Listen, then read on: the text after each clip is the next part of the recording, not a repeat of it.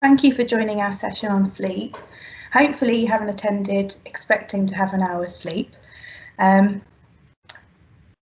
something about sleep, we spend a third of our life asleep. But how much training have you actually had around sleep? We get all the training around nutrition and exercise, but actually we don't necessarily get much training around sleep. So myself and my colleague Jane, we're healthy living advisors. Today we're going to spend about 45 minutes hopefully exploring sleep in some detail and providing some hints and tips on how to have an improved night's sleep.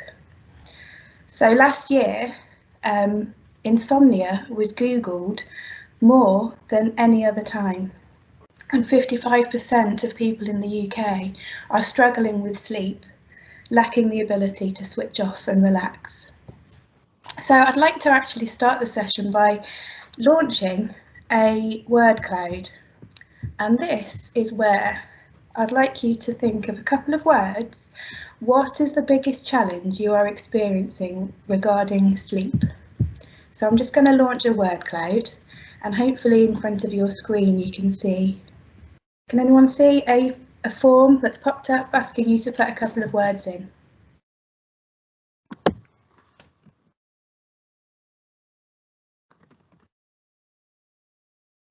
We've got a response coming in, so it's working, that's good. Wandering dog.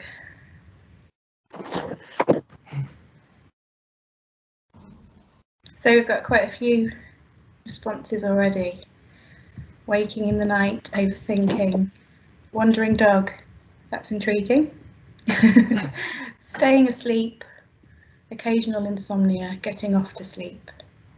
Restlessness. Children. I can understand that one. So sleep is such a huge topic, but we can see a theme there, that getting off to sleep and disruptions are a common theme that causes problems for us. Hopefully in this session we'll be able to give you some tips and techniques from this that will help you with some of these, but if we don't, we're able to take some consultations as part of the Healthy Living team, and we'll be able to work with you individually to help you. So hopefully you'll be able to come away with something from that. So if we could move on to the next page, thank you. So this quote here is a quote by sleep expert Matthew Walker from his book Why We Sleep. Now with this background it keeps making me go invisible, but this is the book, and it's a really good read if you're interested in talking about or reading about sleep. And the quote actually puts sleep in a brand new perspective, and I'll read it out loud actually. Amazing breakthrough. Scientists have discovered a revolutionary new treatment that makes you live longer. It enhances your memory and makes you more creative. It makes you look more attractive. It keeps you slim and lowers food cravings. It protects you from cancer and dementia. It wards off colds and the flu. It lowers your risk of heart attacks and stroke, not to mention diabetes. You'll feel happier, less depressed and less anxious. Are you interested? Now, after reading that, I certainly am, because I've never seen sleep expressed in that way. So I hope that through our sessions, if we go on to the next page, we can explore around how we can feel more attractive, how we can ward off colds and dementia. And these are the sort of areas we're going to cover. What is sleep? Why do we sleep? Tips for better sleep, and we also have useful links and resources. So if I pass over to Jane, she'll go into what is sleep. So what exactly is sleep? Sleep is an extended bout of rest that we experience on a daily basis, where we are unaware of what's going on around us, and our brain, nerves and muscles go into a rest and recover phase. Sleep is actually an active period in which a lot of important processing, restoration and strengthening occurs. And this here is a diagram of the human sleep cycle, and starting off with the darker yellow, This is the first stage we enter, which is called non-rapid eye movement. And it's divided into 3 phases, each stage becoming progressively deeper. Stages 1 and 2 are light stages of sleep from which you can be easily roused, but which brain activity still continues, but it does really slow down. Stage 3 is a deeper stage of sleep when it's more difficult to wake up, and you might feel disorientated if woken up at this stage, but which is critical to restoring brain function and all the things that Lynsey spoke about previously. Stage 4 is rapid eye movement sleep, which happens about 1 to 2 hours after falling asleep, and it's when we do most of our dreaming is in this phase. Now, a good night's sleep consists of 5 or 6 full cycles of sleep, whereas a disturbed night is far fewer than this. Each stage lasts about 1 to 2 hours, and we really need all 4 stages of sleep to feel rested. Could we have the next slide, please? Now, why can't I get up in the mornings? Why am I always so exhausted?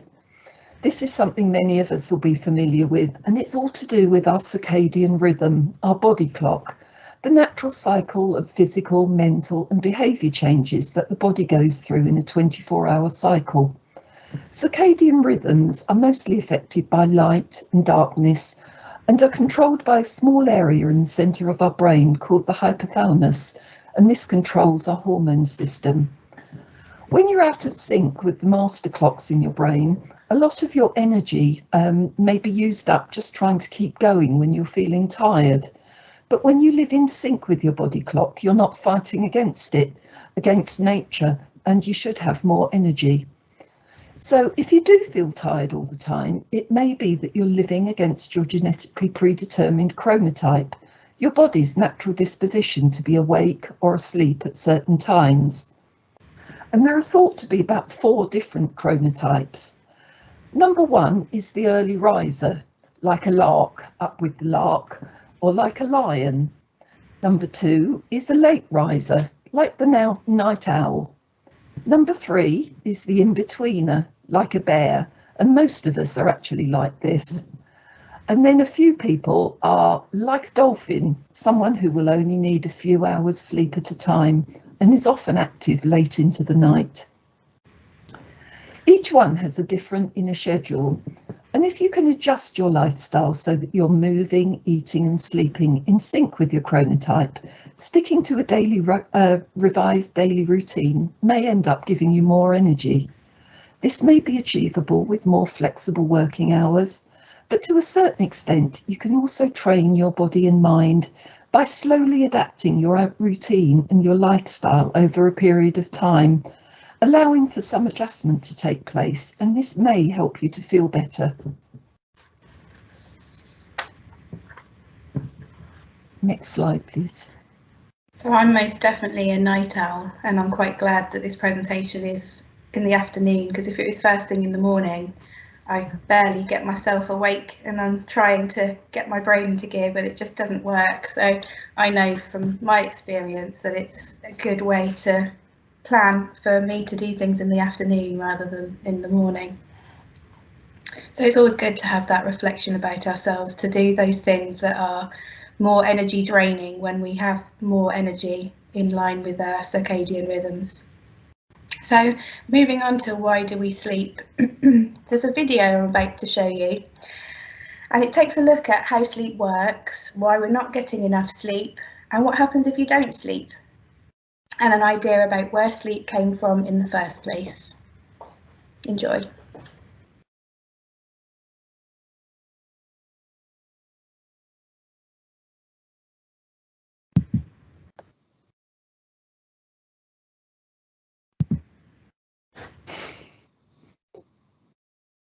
It's me.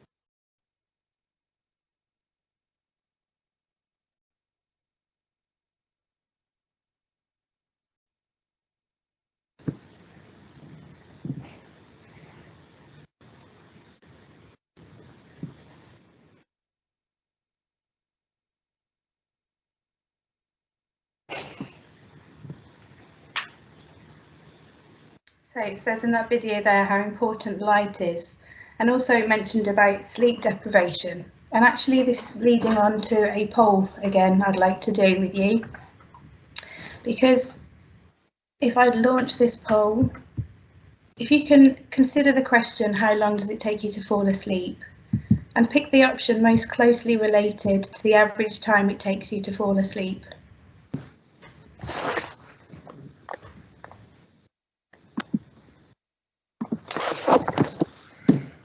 And I'll explain why this is important in a moment. Can everyone see okay?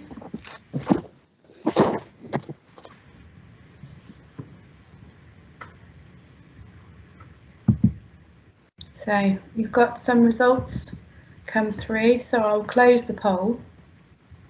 It's saying that not many people take 1 to 2 minutes to fall asleep. 8% of you take 2 to 5 minutes to fall asleep. 42%, so I'd say that's a good average, is 5 to 10 minutes. 33% is 10 to 20 minutes, and 17% is more than 20 minutes. And this is a good indication of whether you are getting too much sleep or not enough sleep, because the average time it should take us, according to sleep.org, it informs us that it should take between 10 and 20 minutes for the average person to fall asleep. If you take longer, you're probably getting too much sleep, or drinking too much caffeine, or suffering from stress. If you're falling asleep very quickly and you're falling asleep faster than 10 to 20 minutes, it may suggest that you're not getting enough. And if you're finding that you're getting less, if you're falling asleep between 5 to 10 minutes, which is what the majority of people here were saying, perhaps instilling some good sleep hygiene practices and changing some habits to improve the amount of sleep you get is necessary. So it's a good job that we're able to provide you some hints and tips here. So how much sleep do we need? In our 24/7 society, we're encouraged to work more, sleep less, prioritising productivity over rest, which means that we neglect our sleep.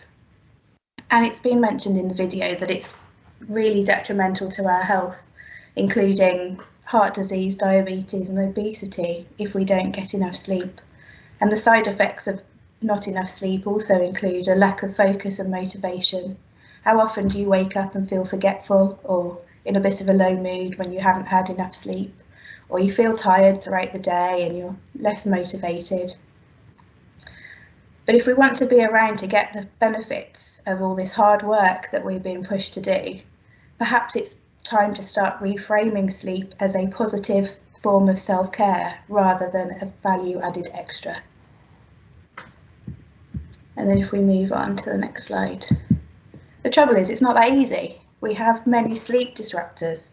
There's many things that impact our quality and quantity of sleep. And I just wanted to go through a couple with you here. Some you may recognise. So alcohol. A lot of us know that we can feel more relaxed after having a drink, but actually alcohol gives us the sleep chemical adenosine. But actually it wears off. So then once we've fallen asleep and we've felt drowsy, it actually wears off and wakes us up again. So it's not actually very supportive to a good, healthy night's sleep. Caffeine, we know that caffeine keeps us awake. And the reason it keeps us awake is because it blocks the sleep chemical. Our bodies tend to drop in temperature when we're asleep. So if we're sleeping in a room that's too warm, it's sending signals to our brain that actually it might be time to wake up rather than time to go to sleep.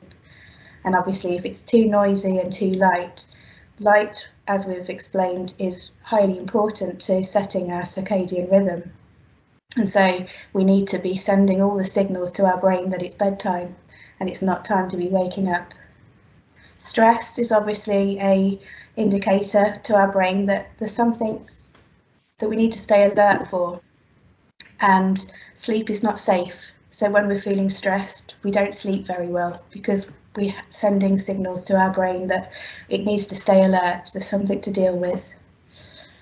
And exercise during the day is obviously a good thing in terms of tiring ourselves out, but too close to bedtime might mean that it's harder to relax and get enough sleep.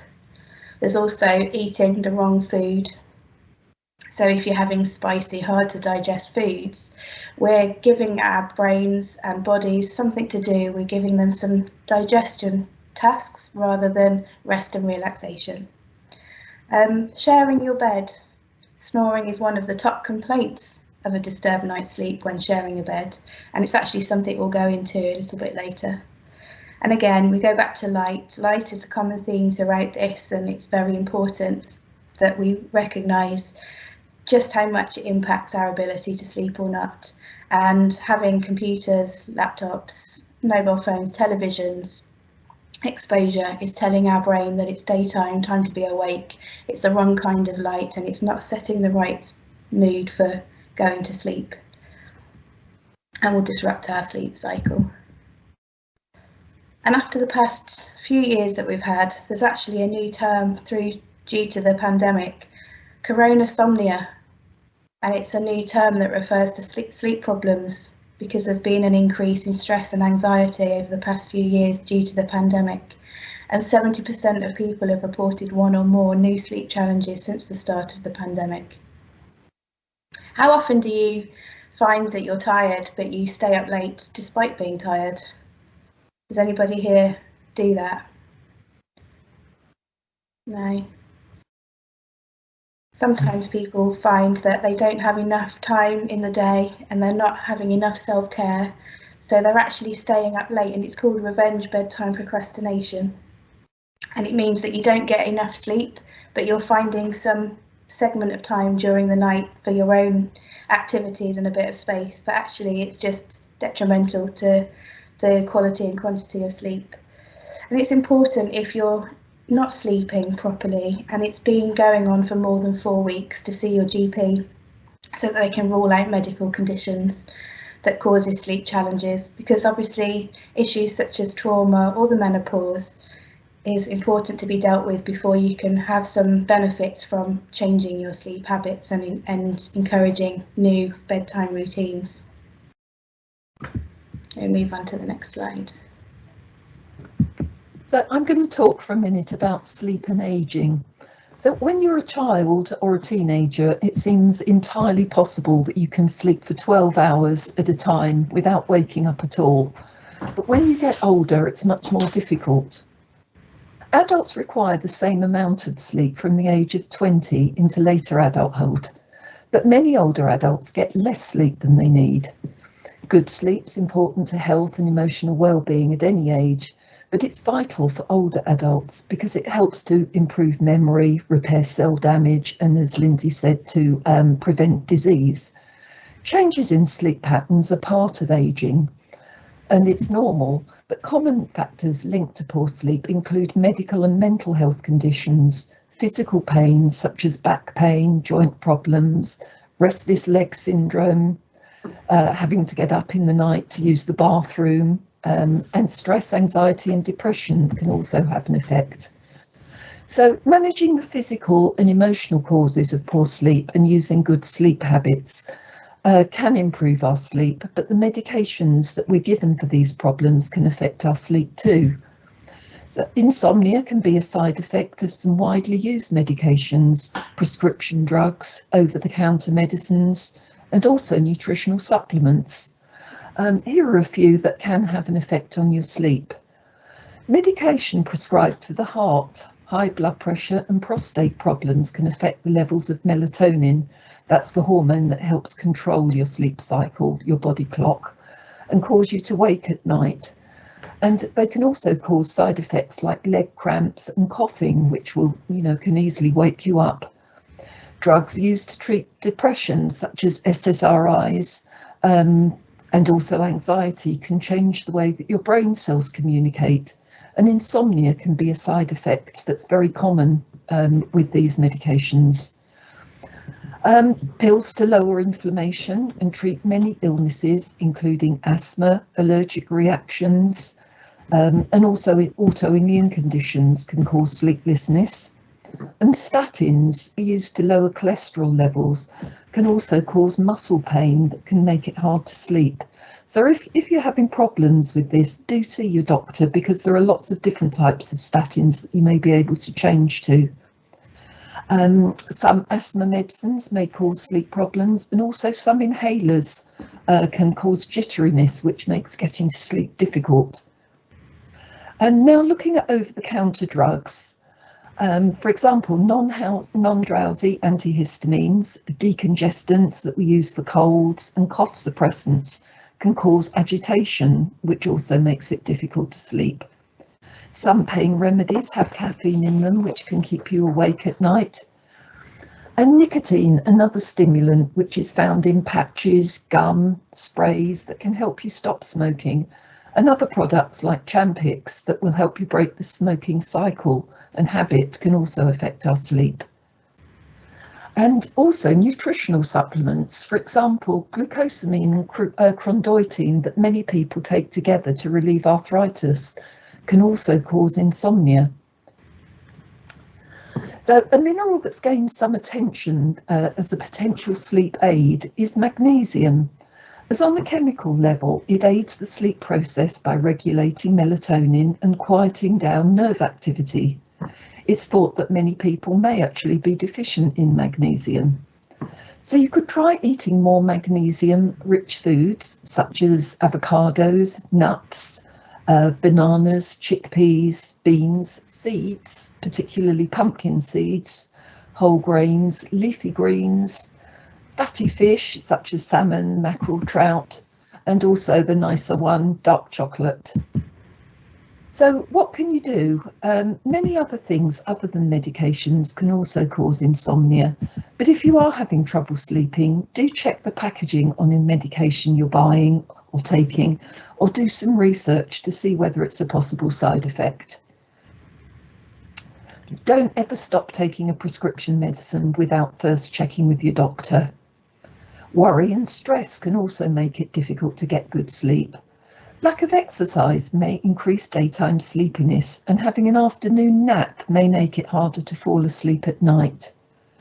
It's a common misconception that sleep needs decline with age. It's not about needing less sleep, but unfortunately, as we get older, sleep quality does decline, and we often do experience a change in our sleeping patterns. I think we've now got a video to explain this. Yeah, so moving on to the video just before you press play. It's about explaining practices to support a relaxed state of mind, because if you've explored that you've got no other causes for an unhealthy sleep pattern, then there's plenty of tools and techniques that can be taught to help improve your sleep and get you off for a good night's sleep. So this video is sleep expert Matt Walker, whose quote we saw at the beginning of this session, to explain practices that you could do, including room temperature, lighting, and other factors that will set the stage for a better night's rest.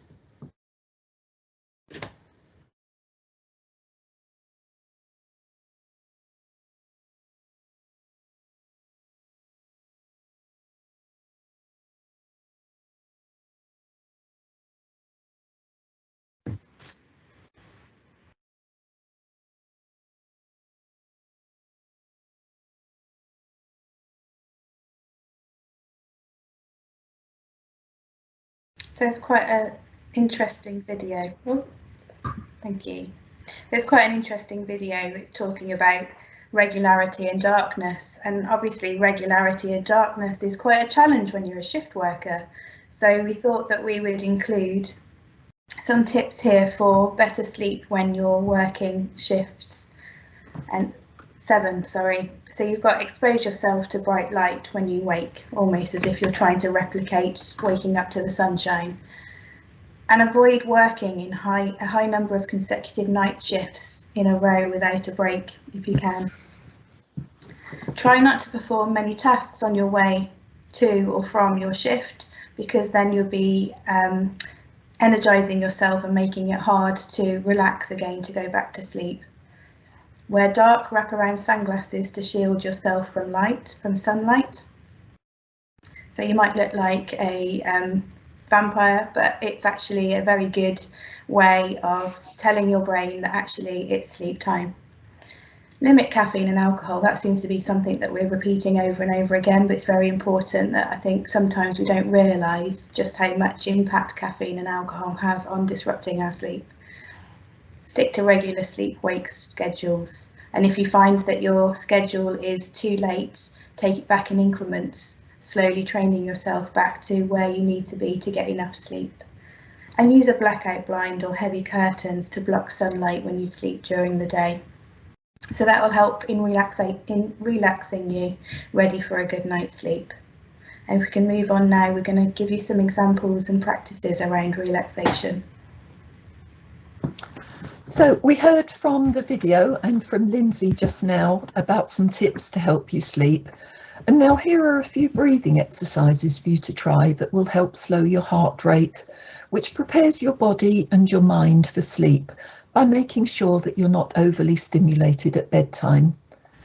We can use these techniques to breathe mindfully, acknowledging any thoughts and feelings we're having during this time but keeping our focus on breathing in and out and keeping ourselves in the present moment, or at night, just letting ourselves relax and drift off to sleep. You could try colour breathing. Focus your mind on your favourite or most relaxing colour. Imagine breathing in this colour and breathing out a negative colour, or breathing out all the thoughts that are filling your mind before taking your next in-breath. A different option is balloon breathing. So imagine your chest has a balloon. It has a balloon inside and you're breathing and filling this balloon with air, and it is inflating, getting bigger. Use your diaphragm to breathe in so that your chest expands and gets bigger rather than your stomach. And now here's an excuse for you to close your eyes for a few minutes. Try some square breathing, and you can do this with me now. Close your eyes and in your mind imagine a square and its 4 sides. Breathe in for 4 counts, slowly moving along the top. 1, 2, 3, 4. Then breathe slowly out down one side. 2, 3, 4. Breathe in along the bottom of the square. 2, 3, 4. Then up or down the other side to join up the square for 1, 2, 3, 4. Then you can keep breathing and making the sounds, the counts to 4 slower and slower, just focusing on your breath, gently moving around the square as you breathe in and out. You can open your eyes now. So hopefully the breathing exercise is a way that you can, for free, calm your mind and to focus your attention on relaxing before bed. There's also another way of relaxing the muscles that you could do. You can do it anywhere. You can do it during the day while you're sitting at your desk or standing somewhere. But just before bed, it's a way of tensing and relaxing the muscles, because sometimes we don't realise just how much tension we're holding. And so having a way of focusing our attention on the muscles, it's sending signals to our brain that actually we're safe, we're relaxed, we're ready for sleep. So if I just do a very quick example for the progressive muscle relaxation, if you can make sure that you're sat wherever you're sitting and feet firmly on the floor, we can get comfortable. And you can do this yourself. There is lots of examples and apps that we'll share links to at the end that you can do this in more detail. But as an example for today, get yourself comfortable, and when I mention each area of the body, tense your muscles slightly, but not to the point of strain, and hold that tension for 10 seconds, paying attention to how it feels. Then release the tension and notice the feeling of relaxation that's different from the feeling of tension. So if you concentrate on your feet for a moment, curl your toes tightly into your feet. Do that for 10 seconds and then release them. You feel the difference between the feeling of tension and the feeling of relaxation. If you move up to your calves, point or flex your feet, tensing your calf muscles, and then let them relax. Going up to your thighs, squeeze your thighs together, squeeze them tightly, and then let them relax. Going up to your stomach, suck in your abdomen and release the tension, feeling a lot looser and more relaxed. Your back, squeeze your shoulder blades together, bring them towards your ears, and then let them drop. Feeling and noticing a feeling of relaxation as your shoulders drop low. On your arms, make fists and squeeze them towards your shoulders, and then let them drop. Feeling a lot looser around the arms and shoulders. With your face, scrunch your facial features. You might not want to do this on video, but when you're doing it by yourself, you can scrunch your facial features up tight and then relax. And then concentrate on the full body, squeezing all the muscles together, and release any areas of tension and relax. And if you notice that your muscles can't be tense and relaxed at the same time, so if you focus on noticing where you're feeling tension, you can also focus on where you can feel relaxed and what you can do about it. Hopefully that's helping you feel a lot more relaxed and loose for this afternoon too. So when you're lying in bed awake in the night and you just can't get back to sleep, here are a few ideas that you could try. Firstly, perhaps adjust your expectations a little. Try to stay calm and accept that sometimes this just happens. Try to understand that you will get enough sleep and learn to fill your awake time rather than let it ruin the rest of your sleep through stressing about it. If it's happening more frequently, decide what to do when you're awake in the night. Try a gentle activity that will not stimulate your mind at all. So no computer games, sending emails or watching TV. Maybe read a book or a magazine, or go and make a warm drink and try some calm reflection, some writing, listening to the radio, some music, maybe a relaxation app or a quiet podcast. And you could have these ready by your bed so that you don't actually have to move from your bed in the night. Just spend the time you're awake feeling and enjoying how comfortable your bed is. Think about how warm and safe you feel. Focus on how nice it feels to be tucked up in bed. Try to use your wake time positively, doing or thinking about something that makes you feel good or is a distraction, like repeating a phrase over and over again, or try the old tried and tested idea of counting sheep. It does work. Don't just lie there and expect your brain to be quiet and switch off, because it probably won't. So if you're worrying about things in the night, keep a notepad and pencil next to your bed so that you can write things down when they're troubling you. Then you can forget about them, knowing that you can deal with them in the morning. The main point is to try not to let yourself worry about and get stressed about not sleeping. Don't worry if your sleep doesn't seem to follow a perfect pattern. Just try to believe that this will pass.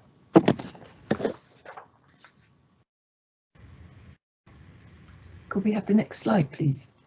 So, what can we do about snoring? Snoring is one of the top complaints of a disturbed night's sleep when sharing a bed. For some people, earplugs can be a huge help, but snoring can become a significant and ongoing problem. What starts off as a niggle can become a major issue for some couples, so it's important to try and get it sorted out. You could try visiting the British Snoring and Sleep Apnea Association website. There's a lot of information here on it, and you can diagnose several causes online and then get help. Most snoring treatments are available over the counter from pharmacies and shops. Many don't cure snoring, but they can help. There are a number of steps you can take to put an end to you or your partner's snoring as well. So avoid tranquilizers, sleeping pills and antihistamines before going to bed. These will only be beneficial for the snorer. It will be worse for the person having to put up with it. Avoid alcohol and heavy meals or snacks for at least 4 hours before going to bed. Sleep on your side rather than on your back. You could try raising the head of the bed up about 4 inches. Not the whole bed, just the area where the pillows are, and this can often help. Try nasal strips. These are flexible bands that you stick to the outside of your nose to keep the nasal passages clear. Or you could try a throat spray, which firms up the skin at the back of the throat. These are available from most pharmacists and supermarkets. Wearing an oral appliance when you sleep can keep the jaw in the best place for sleeping, so air can flow in the throat. A mouthguard that's used for sport, though, isn't going to work, so you need one made specifically to reduce snoring. And try to lose weight if you need to, because being overweight's a major cause of snoring. If none of these tips help, do talk to your doctor, as there are a variety of medical treatments and surgical options as well that may help reduce or even eliminate snoring.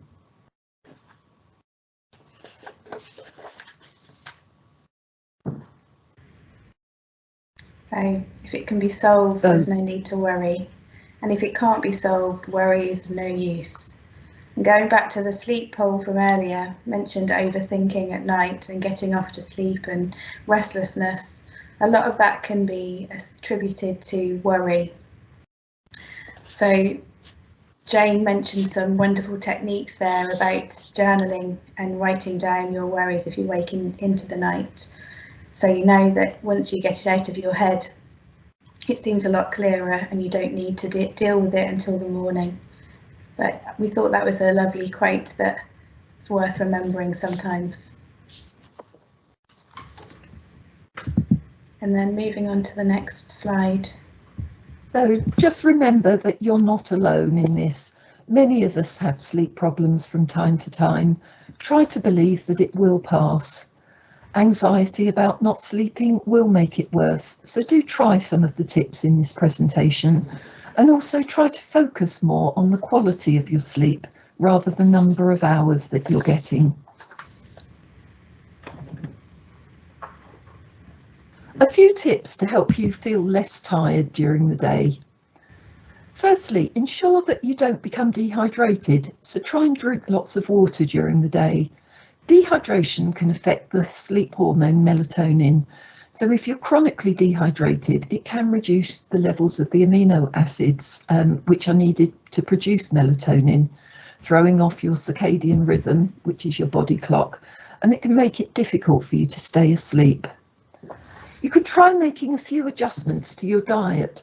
Avoid too many carbs and sugary foods, and include more proteins, so chicken, fish, eggs, nuts, and try to eat more vegetables, pulses, fibre, and also fruit. Sandwiches and crisps for lunch will make you feel sleepy during the afternoon, so try and have some protein or some fruit and vegetables instead, or as well as the bread. Try to have a short walk outside at lunchtime to get some fresh air and exercise, but if you can't do this, just maybe some gentle stretching may help. And if you are feeling tired, have small regular cups of tea or coffee during the morning or early afternoon, as the caffeine will help give you a lift. But just remember, no coffee late afternoon or during the evening unless it's decaffeinated. And finally, So thank you. Hopefully you're still awake. I haven't sent you off to sleep or lulled you off to sleep with our session today. But we do hope that you're able to take away some tools and techniques and some new learnings that perhaps you didn't know about sleep. And if you are wanting to discuss anything in more details, or if there's anything that you think that you would like to speak to us about, we are available for Health and Wellbeing Support Service, and the contact details has been included in the link here. But thank you ever so much for your attention and for attending this session today. I hope you have a good rest of today.